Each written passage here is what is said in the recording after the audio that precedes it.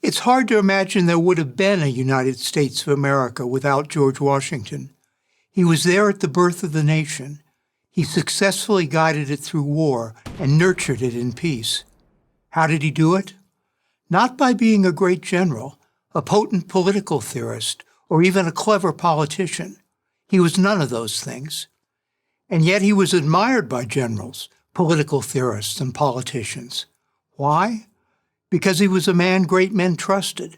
Thomas Jefferson, John Adams, Benjamin Franklin, James Madison, and so many others looked up to him. Literally. He was one of the tallest men of his era at 6'3". Add courage, integrity, and wisdom, and you have a truly impressive figure. Let's start with his courage. That was never in doubt. If anything, he had too much of it. Bold to the point of rashness as a young man, he fought for the British against the French over control of the Ohio Valley, then the westernmost point of the American wilderness. Throughout that conflict, known as the French and Indian War, and the American Revolution, Washington was always in the thick of the action. His aides often struggled to keep him from surging too far ahead of his own troops. In one battle, his coat was pierced 4 times by musket fire. Horses were shot out from under him. Amazingly, some would say miraculously, he was never wounded, not so much as a flesh wound. By the time the Revolution broke out in April of 1775, Washington was firmly committed to the cause of American independence. He arrived in Philadelphia in May of that year to offer his services to the Continental Congress. He was quickly made commander of the new rebel army. There was only one problem. There was no army to speak of. There was just a ragtag collection of state militias.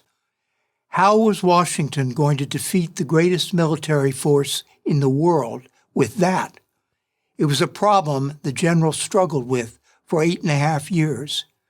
That he managed to hold the army together, organize it into a disciplined fighting force, and guide it to victory was testament to his fortitude, his patience, and his personal bravery. Of his integrity, one need only look at what he did when the war ended, exactly what he had promised to do when the war began.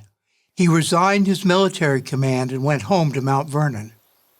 By stepping down, Washington raised himself up as the embodiment of Republican heroism. It is said that King George III asked the London-based American painter, Benjamin West, what Washington was likely to do when peace came. West replied that Washington would probably return to his farm. The king was astounded. "If he does that," His Majesty declared, "he will be the greatest man in the world." This story may be apocryphal, but the Newburgh Rebellion and how Washington handled it is not. With experience had come wisdom. As the revolution wound down, a group of officers refused to give up their arms until they were paid. If they didn't get their money, which Congress didn't have, they would take control of the government. It was not an idle threat, no less a figure that Alexander Hamilton was in a panic. Washington, no great orator, sought to diffuse their anger. They had risked everything to create a Republican society, he told the officers. To abandon the cause now, when true victory was so close, would mean all their sacrifices would have been in vain. However convincing the speech may have been, it was a simple gesture that carried the day. He concluded his remarks by reading to them a letter sent to him from a member of Congress. Suddenly he stopped. From his pocket he pulled a pair of spectacles. None of the officers had ever seen him wear them. Putting the glasses on, Washington said, "Gentlemen, you must pardon me. I have grown gray in the service of my country, and now find myself going blind." He finished reading the letter and left the hall without another word. The gesture, sincerely offered with just the right touch of stagecraft, pierced the hearts of his men. Many were moved to tears. They immediately passed a resolution declaring their loyalty to civilian government. George Washington had saved the Revolution once again. It wouldn't be the last time. During the writing of the Constitution and during his 8 years as president, Washington was repeatedly called upon to hold the fractious young nation together. He never failed to do so. We commonly refer to George Washington now as the father of our country. It's hard to imagine any nation ever had a better one. I'm John Rothhamel, author of George Washington, The Wonder of the Age, for Prager University.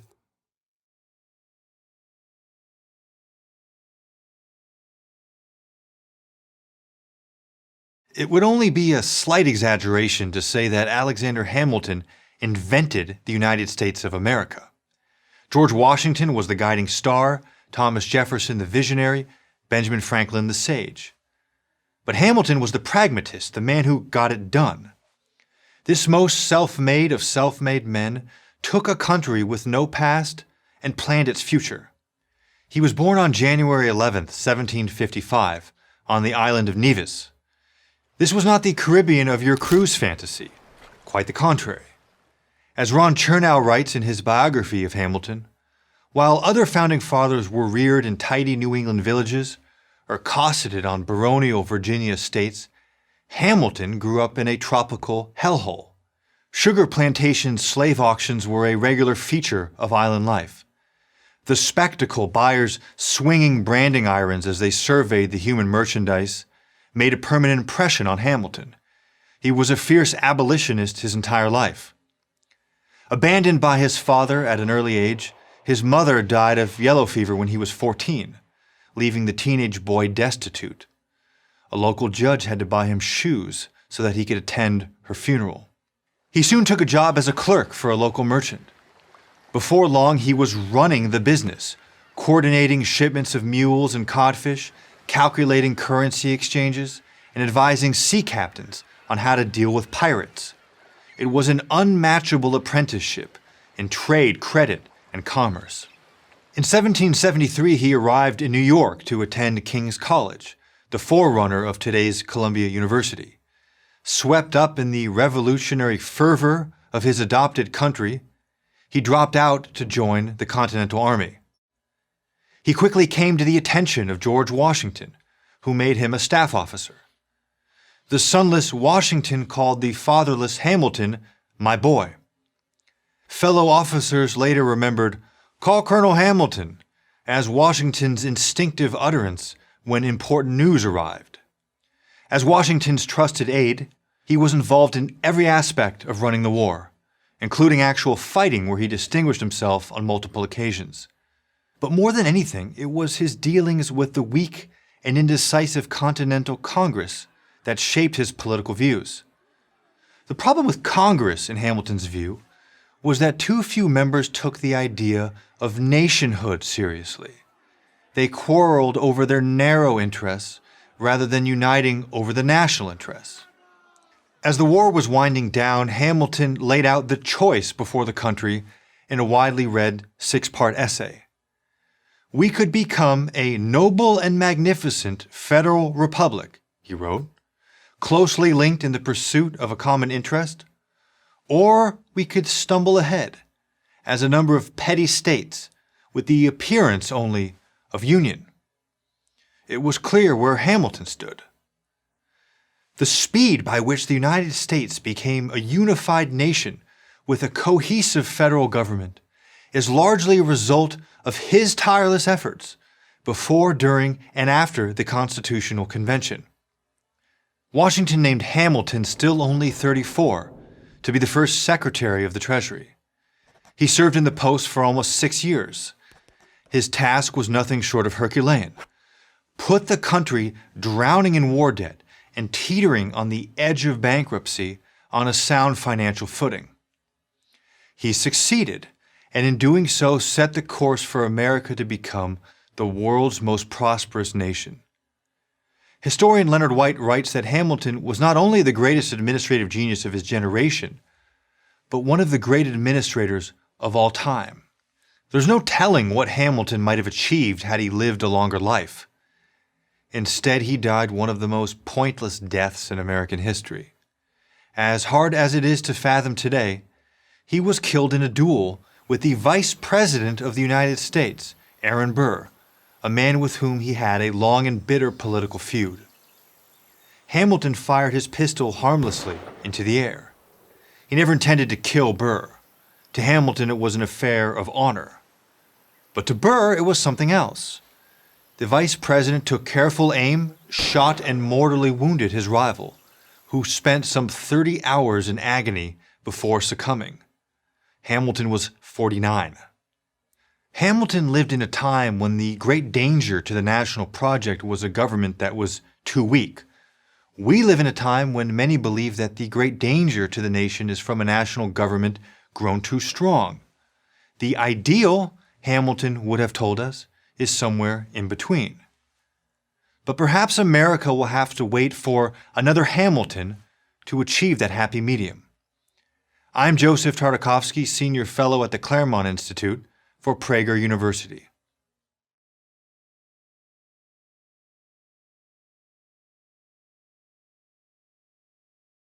Self-made men existed before America, but they were rare.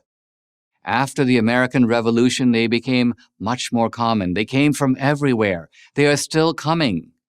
Benjamin Franklin was and remains the prototype. One of his recent biographers, Walter Isaacson, put it this way: he was the most accomplished American of his age and the most influential in inventing the type of society America would become. Franklin's life, no less than his ideas, conveyed the indomitable spirit of both invention and, just as important, self-invention that define Americans and make them almost instantly distinguishable even today by people around the world.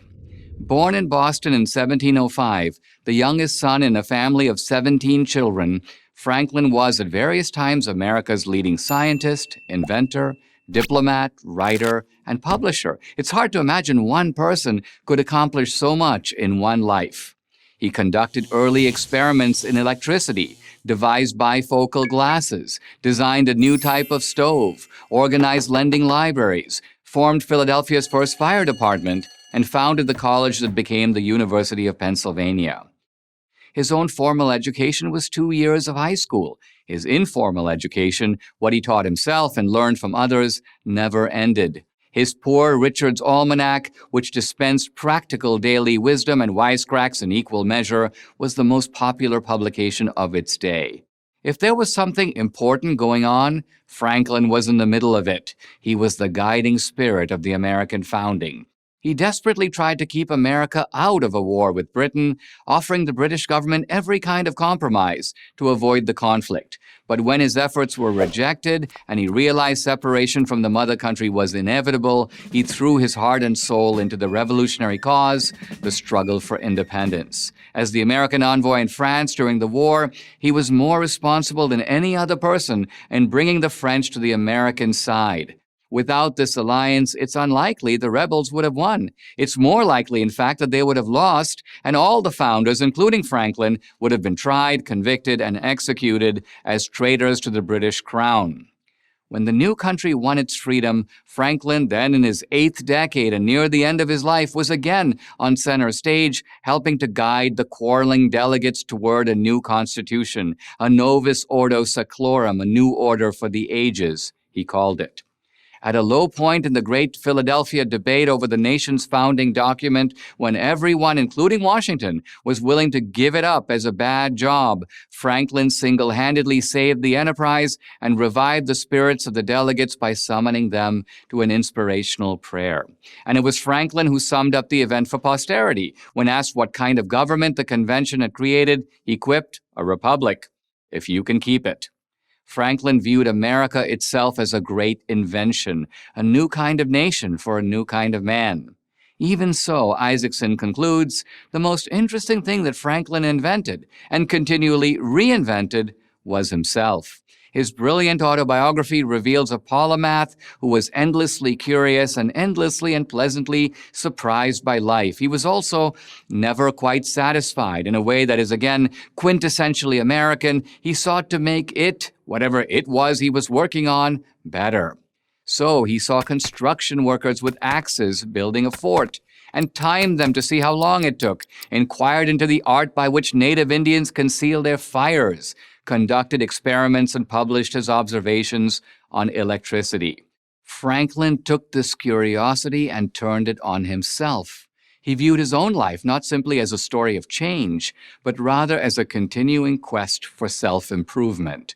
He describes in his autobiography how he made a list of what he termed the 7 virtues: temperance, industry, sincerity, and so on, and then enumerated them in a single column down the left-hand side of a page. At the top, he listed the 7 days of the week. His plan was to take the first virtue and practice it for 1 week straight. He noted his progress each day with a check mark. If he could practice a virtue for 7 days without a lapse, he reasoned he would internalize it. It would become part of his character. And as his life suggests, it worked. This wise, self-deprecating, life-loving man was an American original, and yet he was also the progenitor of an American type, one who follows his own path. Benjamin Franklin types from all over the world came in droves to America because this was the place where they could best pursue their passion. In America, class didn't matter, country of origin didn't matter, level of education didn't matter. All that mattered was talent, hard work, and luck. In America, you could make of yourself what you will, and you still can, just as Benjamin Franklin did. He is the original embodiment of the American idea of the self-directed life, an idea that still defines the American experience. I'm Dinesh D'Souza for Prager University. This video was made possible through a generous donation from the H.N. and Francis C. Berger Foundation.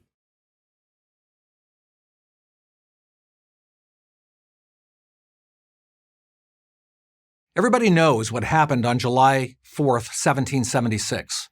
America was born. But 3 days earlier, on July 1st, independence hung in the balance. There was a great case to be made not to secede from Great Britain. The colonists had no army, no navy, and almost no money. England had a lot of all three. It would have made perfect sense to bend to the will of the crown, pay some extra taxes, and call it a day. There were plenty of people in Philadelphia prepared to make that case. They could have easily prevailed, yet they didn't. They didn't because of the words of one man, John Adams. At a key moment in the congressional debate, when the forces against independence appeared to have the upper hand, Adams rose to his feet. Without notes and without any preparation, he made the case for independence. By the time he sat down, the case had been won. We don't have a transcript of what he said. If we did, Adams might rank even higher than he does now among the founding fathers.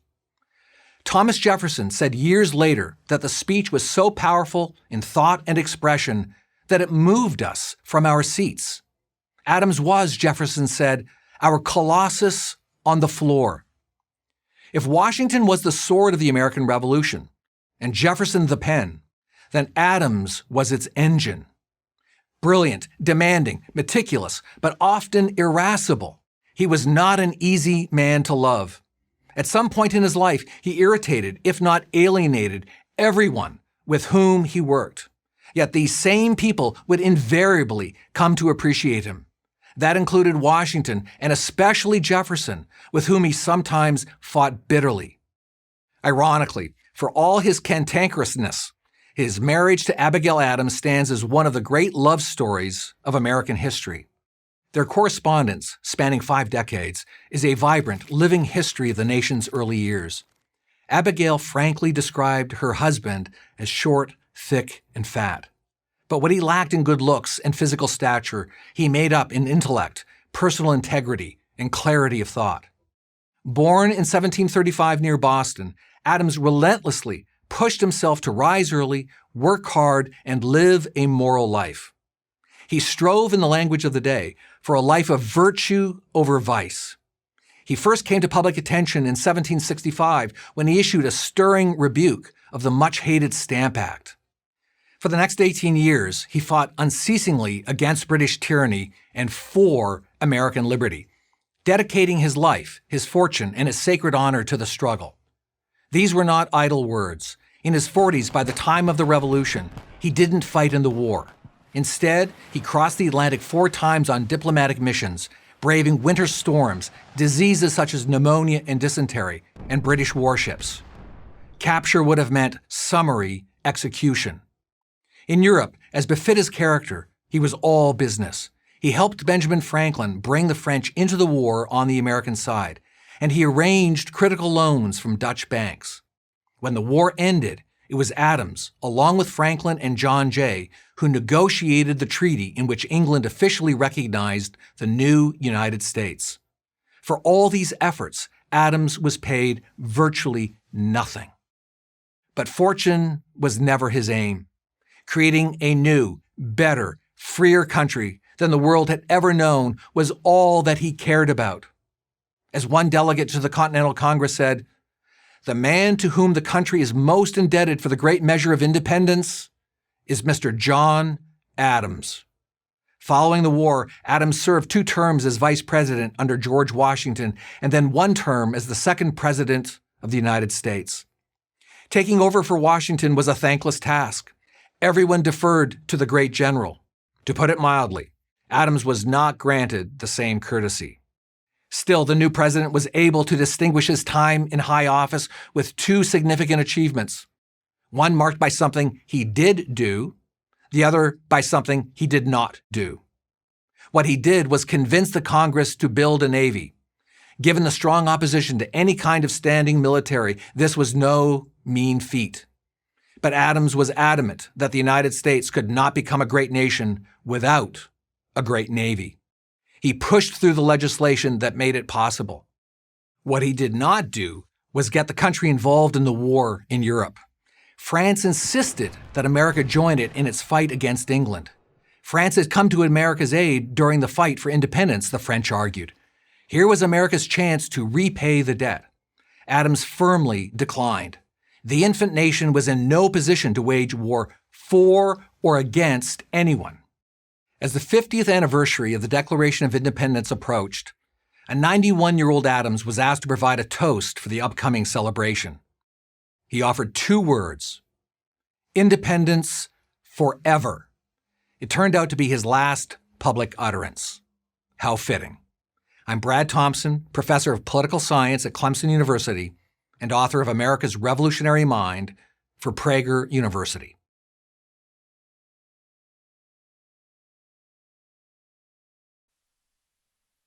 There's a reason why Thomas Jefferson's face is on our coinage, why his sculpted head is on Mount Rushmore, and why there is a magnificent memorial in his honor in Washington, D.C. As British historian Paul Johnson put it in A History of the American People, no one did more than Jefferson to create the United States of America. Born on April 13, 1743 in Shadwell, Virginia, Jefferson early on displayed an intellectual curiosity that would never be quenched. He devoured books on history, science, math, and philosophy while learning Latin, Greek, and French. He would eventually amass a personal library of 6,500 volumes, declaring, "I cannot live without books." There was virtually no subject which he didn't find fascinating and didn't try to master. Most of the time, he succeeded. He graduated from college in just 2 years with a plan to practice law. At age 25, he won a seat in Virginia's House of Burgesses, Virginia's colonial equivalent of a House of Representatives, entering politics just as the American colonies were beginning to challenge British rule. Although Jefferson was not a gifted speaker, he was a genius with words. This gift did not go unnoticed. John Adams and Benjamin Franklin, no rhetorical slouches themselves, asked him to write the first draft of America's Declaration of Independence. Their confidence was richly rewarded. Jefferson's assertions that all men are created equal and that nature's God, the Creator, had granted them inalienable rights, formed the cornerstones of the American experiment. Jefferson was not yet 34. In 1790, President Washington appointed him to be the new nation's first Secretary of State, one of the 2 key posts in Washington's cabinet. The other post was Secretary of the Treasury, to which Washington appointed Alexander Hamilton. The 2 became bitter rivals. Jefferson distrusted Hamilton's belief in a powerful central government. Hamilton thought Jefferson was an impractical dreamer. Both misunderstood the other. This was probably inevitable given their strong convictions and considerable egos. And although it's true that Jefferson was a lofty political theorist, he was also a cunning politician. His hardball tactics angered or alienated people who had once been close allies, most notably John Adams. After defeating Adams in a contentious election in 1800, Jefferson served 2 terms as America's 3rd president, a tenure historians still consider among the most consequential and successful in American history. He reduced the scope and reach of the federal government, cutting taxes, lowering spending, and retiring half of the national debt. This was the small government Jefferson in action, but he had no problem exercising vigorous executive authority when he felt it was necessary. Nowhere is this better expressed than his greatest accomplishment as president, the acquisition of the Louisiana Territory from France for $15 million, or just 4 cents an acre. In one fell swoop, Jefferson orchestrated a deal that doubled the size of the United States, incorporating territories of what are now 15 states, while also eliminating the presence of a powerful European empire from North America. After completing 2 terms, Jefferson, following Washington's example, stepped down from the first office. He spent the last 17 years of his life at his beloved home, Monticello, an estate he built not far from his birthplace. There, he not only founded the University of Virginia, but repaired his relationship with his long-lost friend, John Adams. They began a fabled correspondence that continued nearly to the end of their lives. Remarkably, if one is so inclined, one might even say providentially, Jefferson and Adams died on the same day, July 4, 1826, the 50th anniversary of the signing of Jefferson's Declaration of Independence. Thomas Jefferson was a complex man who must be judged in the context of his time. This is, of course, best understood in his relationship to slavery. He grew up in a world that took slave ownership for granted. He owned slaves as his father had before him, yet he abhorred the very idea of slavery. On numerous occasions, he acknowledged that he violated his fundamental belief that all men are created equal. And yet it's also true that Jefferson pointed the way out of that heinous institution. For this, we are forever in his debt. Abraham Lincoln knew this. Of the Declaration of Independence, Lincoln wrote, "Thomas Jefferson gave liberty not alone to the people of this country, but hope to the world for all future time." I'm Carol Swain for Prager University.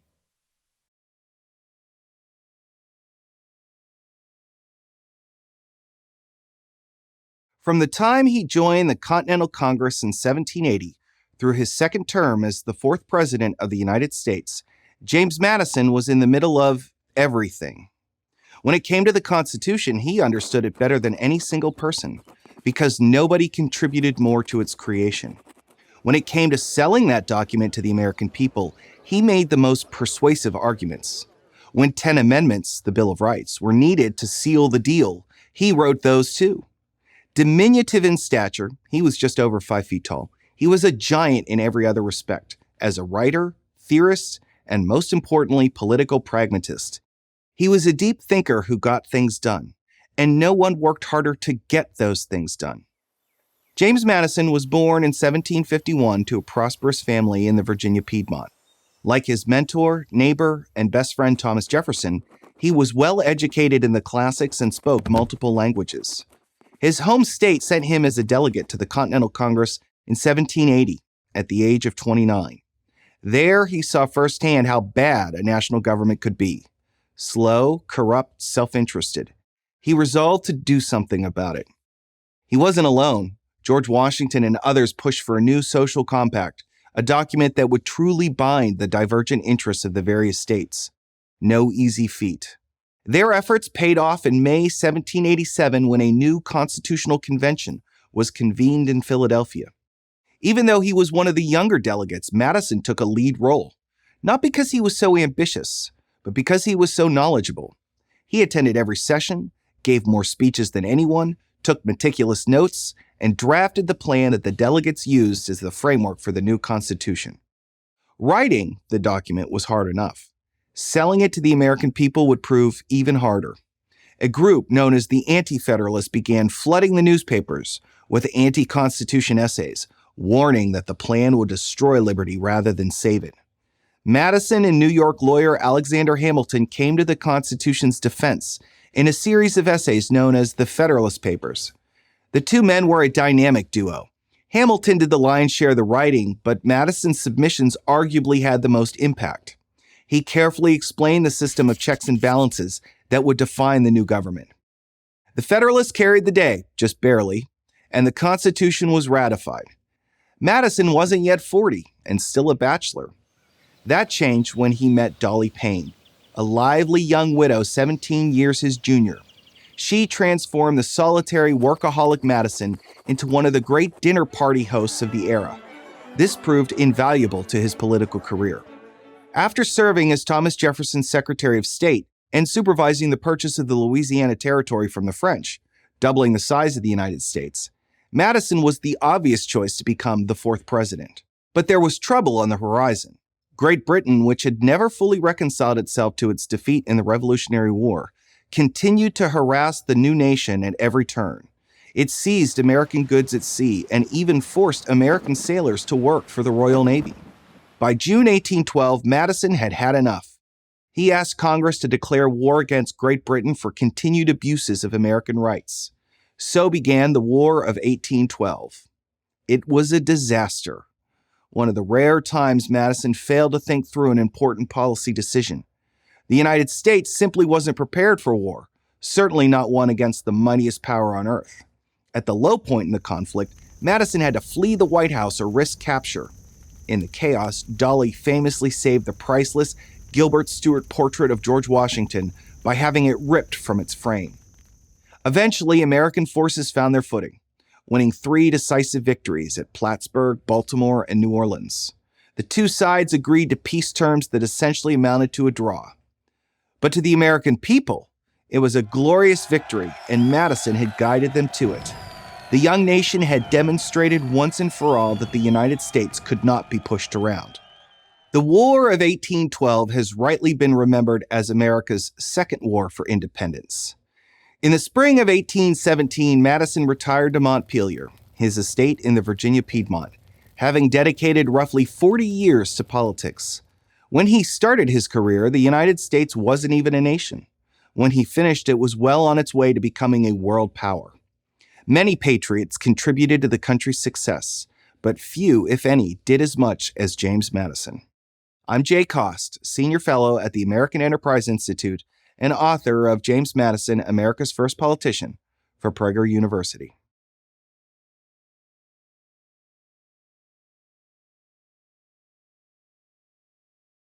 On December 26, 1776, 18-year-old James Monroe lay dying outside of Trenton, New Jersey.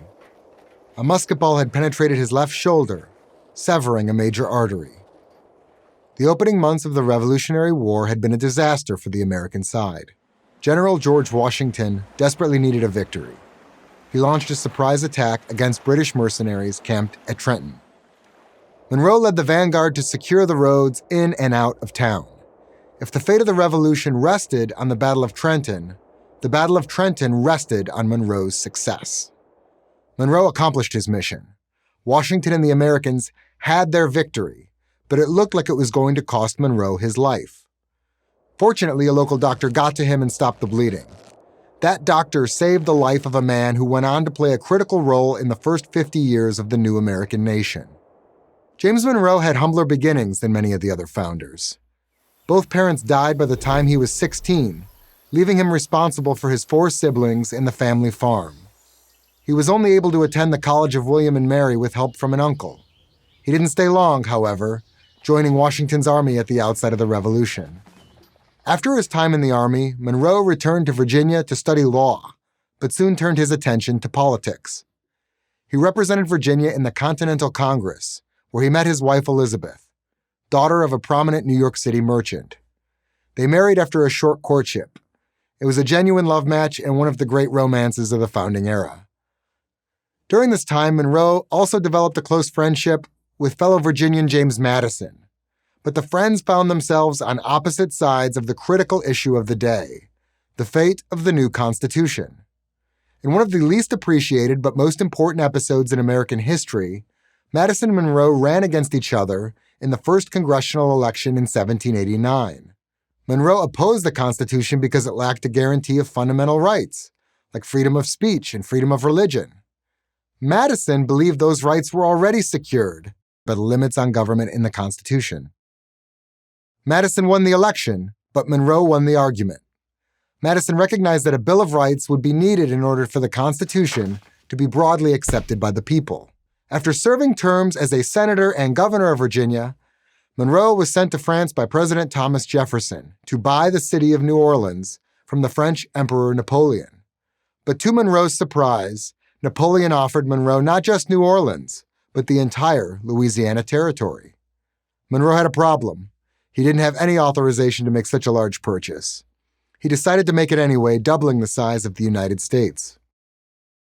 Had Monroe done nothing else, his place in American history would have been secure. But his greatest contributions were still ahead. In the War of 1812, President Madison relied more on Monroe than anybody. Monroe served as both Secretary of State and Acting Secretary of War. Working tirelessly for days on end, often with little sleep, Monroe helped Madison stave off disaster and achieve a negotiated peace with Great Britain. When Madison's second term ended, Monroe was the natural choice to replace him.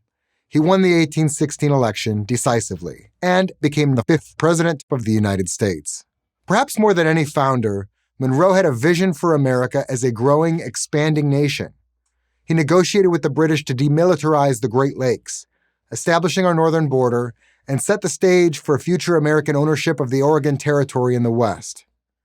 In the South, he acquired Florida from Spain in exchange for settling some outstanding claims. And he signed the Missouri Compromise, which diffused a major domestic crisis that threatened to split the country. The compromise would draw a line across the country. New states above the line would be free states, and new states below the line would be slave states. Instead of civil war, this time became known as the era of good feelings. Monroe won re-election in 1820, unopposed. His most enduring accomplishment would come in his second term, the doctrine that bears his name. The Monroe Doctrine declared that the United States would not permit European powers to colonize the Western Hemisphere. In doing so, he put the world on notice. The young nation was now a major power. While Monroe did as much as any president to secure America's prosperous future, he had less success securing his own. He left the White House deeply in debt, most of it expenses he had incurred on the government's behalf. Monroe was forced to sell almost everything he owned and live with his daughter in New York City. He died in 1831 and, like Adams and Jefferson before him, on the 4th of July. We're lucky he didn't perish on that roadside in Trenton. I'm Chris DeRose, author of Founding Rivals, Madison vs. Monroe, The Bill of Rights, and the Election That Saved a Nation, for Prager University.